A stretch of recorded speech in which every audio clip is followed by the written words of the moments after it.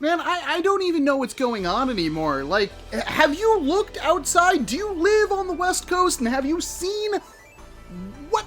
It's like Fallout 3 out there. Seriously, it looks like the end of times in the skies, and I just don't know what to do. Like, I'm kind of sitting here, I filmed a bunch of stuff, and none of it's really singing to me. Like, what I have lined up for reviews and stuff, let's face it, we've burned through most of the good stuff until we get our hands on, like, the GL, and we'll have some reviews and stuff, but to cleanse my palate of everything that's kind of going on right now, I just want to talk about something different. Let's talk about HVZ, because I know this is gonna come up. A lot of people are getting their hands on like Nexus Pros and Aeon Pros, and they're all ready to fling short darts at zombies at 150 FPS, and I'm here to tell you that's not going to happen. You see, HVZ, which is kind of the biggest and baddest, like that is the trial for all nerfers, is to do HVZ, isn't about flinging foam long distances with extreme accuracy or anything like that. It's actually more about dumping rounds almost as fast as possible. That's not to say you can't use blasters like that, unless you're planning on using a Nexus Pro, in which you probably break the FPS cap, so be prepared for that one. But a good, reliable, fast-firing, somewhat accurate blaster with a large capacity is pretty much what you're going to want. Accuracy you can kind of forgive, and really, I think there's an ammo type that we're all overlooking, a secret gem in the rough when it comes to becoming a master of human versus zombies and outlasting basically every single other person. The foam disc.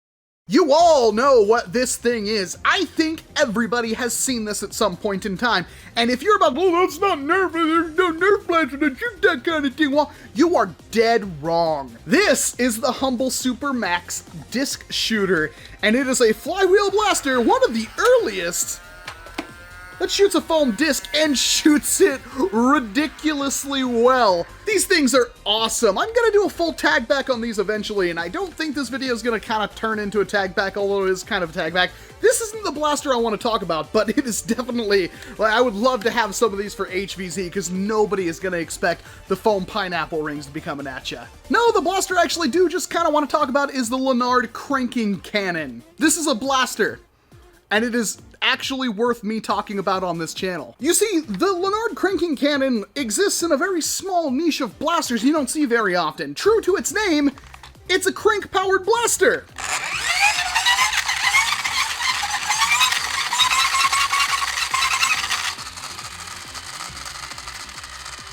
But what makes the Cranking Cannon truly unique is the fact that it does have a functional trigger, although it doesn't really do anything right now, and that's because we don't have the magazine on the top of this thing, because yes, it has a magazine, well, more like a hopper or something like that. This is what the Cranking Cannon feeds from, and as you can probably tell, there is a crap ton of little tiny foam peach rings in here, and that means that this tiny blaster has got a monstrous capacity of up to almost 40 rounds. That is no joke. This is one of the smallest blasters. I mean, even if you were to have Rival, I don't think you could get that kind of real estate capacity in something so small. This thing works exactly how you expect. You rev it up, and then you pull the trigger, and it shoots a disc like a manual flywheeler.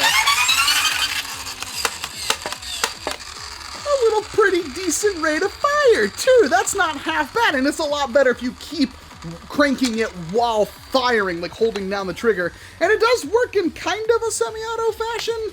It's not great, obviously, because it has like some kind of gearing in there that trips the trigger and actually hammers a disc out, but it works. That's the most important thing, and something like this could revolutionize how you play HVZ. For those of you not keeping track at home, HVZ, again, isn't about tagging zombies out at extreme distances or anything like that. The zombies, for the most part, come to you. So as long as you can keep them at a comfortable social distance of about 12 feet, you're usually fine. Now, there are special zombies, and that will vary game by game, that might have some kind of throwable, like a loofah or something like that to hit you with, but for the most part, they're still coming towards you because they have to tag you in order to win. That's how they convert you into a zombie. So range isn't really all that important. Accuracy isn't really all that important. Capacity, weight, things that, you know, you can run a real long ways, and when you can't run anymore, you have a lot of stuff to shoot off. yeah, that's pretty important. I'm not gonna go out there and say the Cranking Cannon has the best velocity and the best range of any blaster ever. It seriously doesn't. It's a cheap toy from 2013, but the Cranking Cannon does do the small pistol, extremely large capacity, extremely lightweight. It does these things insanely well, and that's why I'm talking about it, because from an HVZ standpoint, especially if you have multiple of the magazines, you could theoretically have a tiny blaster that would keep pretty much everybody away, and it's really difficult to miss with something that fires a round that's so big. It's basically a vortex disc, and ounces make pounds, so having a compact blaster that you can easily pull out and use that doesn't require on batteries or anything like that is a really good option to have. And it's not even just this thing. I would be totally comfortable using something like the Supermaxx disc shooter as well, because again, it's semi-auto, it fires at a pretty reasonable velocity, and because they're rings, they're lightweight, they fly through the air really well. And when you have 15 people pretty much running at you point blank, your Nexus Pro isn't really going to do you a whole lot, especially when they get closer. You're not going to want to run that spring, and let's face it again, you're probably not going to be using that blaster because I don't know of an HVZ that has a cap that high.